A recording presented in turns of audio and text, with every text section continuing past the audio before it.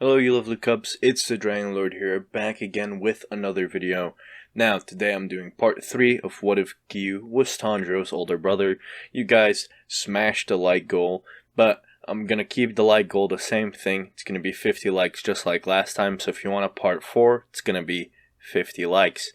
Anyway, there's not much to say. Like and subscribe if you're new around here, join the Discord if you haven't already, and without any further ado, let's get into it. I'm up now, 20,000 on a bus down, I'm on my way, I'm going up now, and I ain't never gonna touchdown.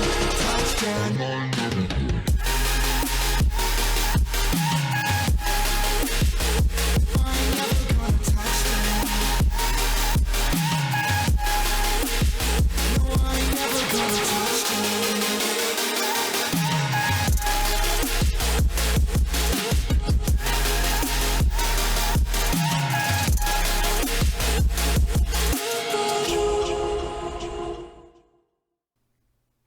Tanjiro, having set out for final selection, would arrive at the bottom of Mount Fujikasane.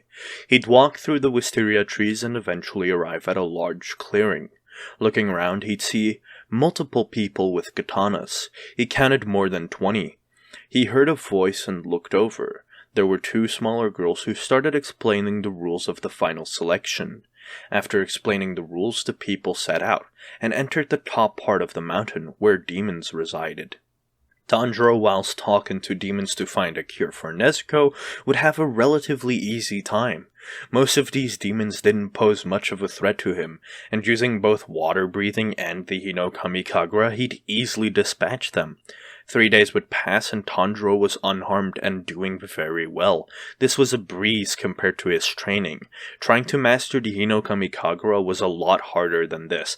After all, he had set a way stronger demon as his goal. Tanjiro would be eating some dried crackers on a rock. Whilst he thought this, demons tried to attack him, but he'd easily kill them. As he looked around whilst he ate, he'd hear a scream. Loud stomps could be heard and Tanjiro knew this must be the mutant demon that his brother spoke about. Not letting a single second go to waste, he'd start running towards the sounds, running at a fast pace. Tanjiro would finally see the grotesque demon as it was about to attack his slayer. However, Tanjiro intervened and sliced the demon's arm. Not letting this chance go, the slayer that was being attacked would run away scared for his life. Tanjiro stared down the grotesque demon, yet the demon just started laughing. As it pointed at Tanjiro's fox mask, remarking that he killed most of Orokodaki's students, only missing his shot with those 2. Tanjiro instantly knew that the demon was talking about Sabito and his brother Giyu. The demon gloated about all the killing he had done as he joked about Makomo. This pissed Tanjiro off as he took a breath. The demon, however, would have fists come out of the ground, although Tanjiro dodged these easily. The demon following up his attack would send arms towards Tanjiro, yet the boy just took another breath and changed his stance. Hinokami Kagura. Raging sun, he'd say as he jumped off of a nearby tree, slashing the first pair of arms and then bringing in another slash, decapitating the demon. The demon was shocked that he was beaten so easily as he started disintegrating. Yet Tanjiro was more shocked than the demon beside him. He thought the demon was a lot stronger, so the mental image training he did brought him to a level way beyond this demon. It surprised him, yet he still had 4 more days to survive. Before leaving, Tanjiro would show his condolences to the demon, with him getting a smell of sadness from the demon, as he prayed to Buddha to let this man reincarnate and not be a demon in his next life.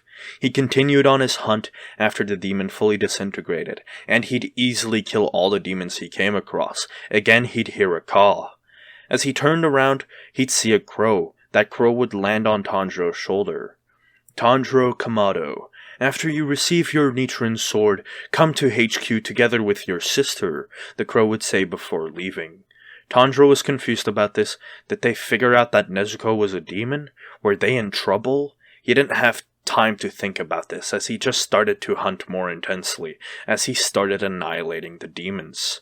4 more days passed in a breeze, and Tanjiro had finished final selection. He wasn't alone, however. There were a total of 12 people that managed to make it out. With Tanjiro going on a rampage, he had saved multiple slayers that were about to die. All of these slayers passed, although they weren't as strong as Tanjiro, or some of the other slayers there. The 2 twins that were there congratulated them and explained the Demon Slayer Corps' rules. One of the participants, however, got impatient and would grab one of the girls by her hair. This annoyed Tanjiro, who intervened. He told the boy to stop or he'd break his arm. This ended up being the case, and Tanjiro broke his arm. They then measured all the soon-to-be slayers there and then gave them their slayer uniforms. They were all allowed to choose their Nichiren Ore as well, and Tanjiro, using his sense of smell, would choose his first. All the others followed afterwards, yet Tanjiro, upon handing over his ore, spoke. "Ah, I was supposed to ask if Mr. Haganezuka could make my Nichiren. This was by his request."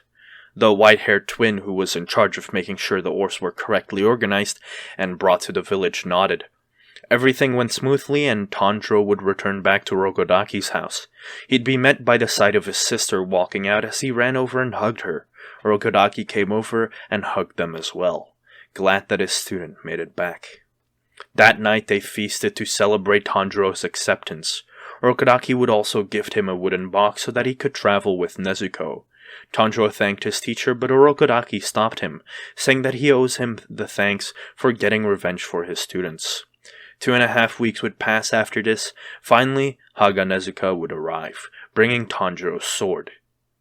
He entered the house as he revealed the blade with excitement. Looking at the sheath, it looked quite nice. The scabbard was a nice black color, with the hilt of the blade being a nice orange color with a black cord wrap around it. The guard on the blade was a custom-made golden wheel.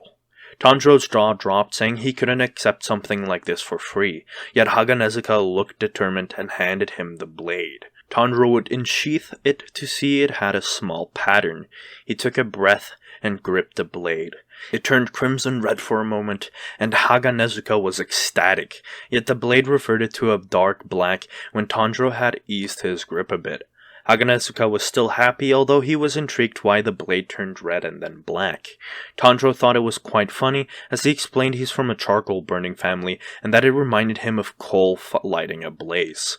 Haganezuka was satisfied and told Tanjiro that he will take care of his blades in the future if he ever breaks one.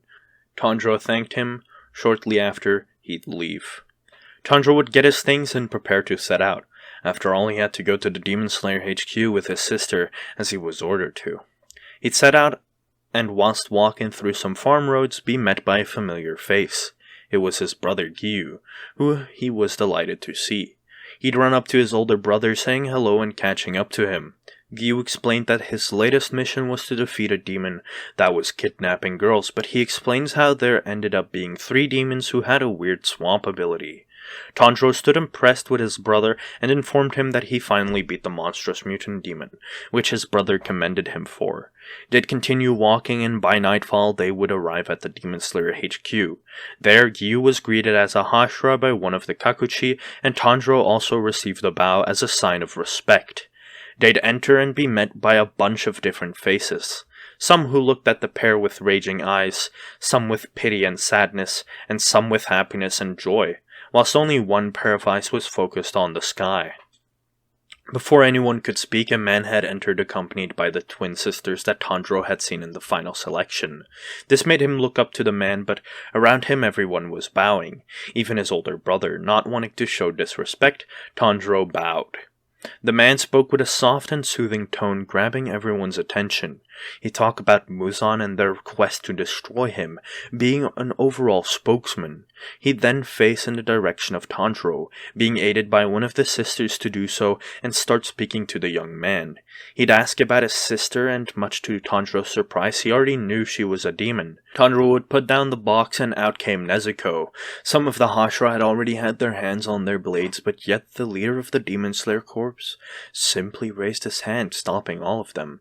He explained Nezuko's situation to the Hashira, and after thinking about it, most of them agreed with Sabito, Giyu, Rokodaki, and Tanjiro, vouching to commit seppuku if she ever harmed a human.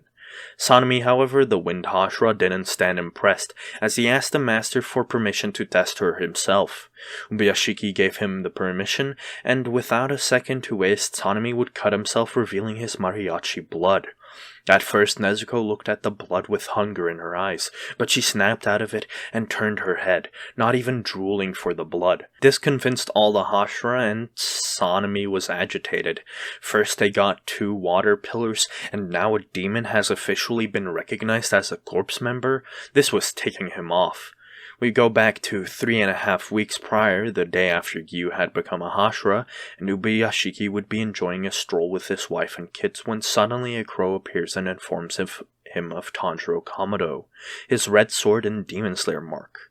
The corpse had information about the Demon Slayer mark and the Crimson Red Nichiren, but they never knew how to achieve these things, and had lost hope that these techniques would be lost to time. Yet Tanjiro had somehow gotten both these techniques and was effectively using them. Not only that, but the crow reported Tanjiro's style of fighting did not look like water breathing. Back to the present, Ubuyashiki would ask Tanjiro directly about the Demon Slayer mark and about his Red Nichiren. Tanjiro thinks about it for a moment and then explains that he has no real understanding of how he got the mark. However, he brings up one occasion, that occasion being the time he first received his Nichiren. He explained that when he grabbed his Nichiren for the first time, he had taken a breath and gripped his blade. It had turned crimson red, but after loosening his grip it would turn to black. Rengoku would unsheath his blade and focus his grip strength into the blade. Nothing happened, which made Open Eye scold Tanjiro for telling them false information. However, Rengoku thought to himself that Tanjiro would have no reason to lie, so maybe the fault was his. He thought about it some more, and maybe it had to do with the mark. Yet Rengoku knew about the Demon Slayer mark. All it really did was enhance the Slayer's strength and their senses. He thought about it some more and then came to a conclusion. His grip was just not strong enough. He gripped his blade again this time, putting all of his strength into his hands, yelling out in the process. And it happened. His blade would turn from its more darkish red-orange color to a bright crimson red. Although he wouldn't be able to hold this for long, he was able to hold it long enough for all the Hashira to see. It surprised them all. Omanai tried to do the same and ended up succeeding. This led to all the Hashiras trying, but it was harder for some of them to get there, and some simply couldn't muster up the physical strength to get their blades red. All the Hashira thanked Tanjiro as they now were a bit stronger than before. Ubuyashiki smiled, and all doubts of Tanjiro and Nezuko being part of the Demon Slayer Corps vanished. This brought up one question of Tanjiro's though, and that was, why were there 2 water pillars? Ubuyashiki simply replied that they have both mastered water breathing, but they each have one side of the coin, with Saburo choosing a more aggressive flow and Giyu being like a calm ocean. Tanjiro was confused by this, but just accepted it and went on. Ubuyashiki had one more thing to say and brought crows from the final selection. After witnessing the latest growths in some of the newer generation of Slayers, for example Giyu and Tanjiro, he decided it would be best to have crows watch Slayers in final selection.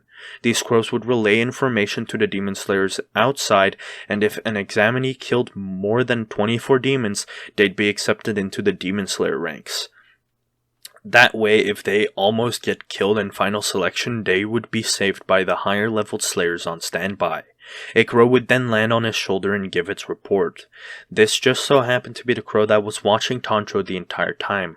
It proceeds to say, Tanjiro Kamado killed 86 demons of the Mizunoto rank, 26 demons of the Mizunoe rank, and 1 demon of the Kanoto rank. Demons in the final selection ended up getting tags on how strong they were, and would be placed in similar ranks to Demon Slayers, with those stronger power rising in rank. Tanjiro had beaten enough demons to be promoted to Hinoto rank, which surprised the Hashira. Ubuyashiki would update Tanjiro's ranking, saying he would be of much better help to them if he starts out at a higher rank, officially making him a Tsuchinoe.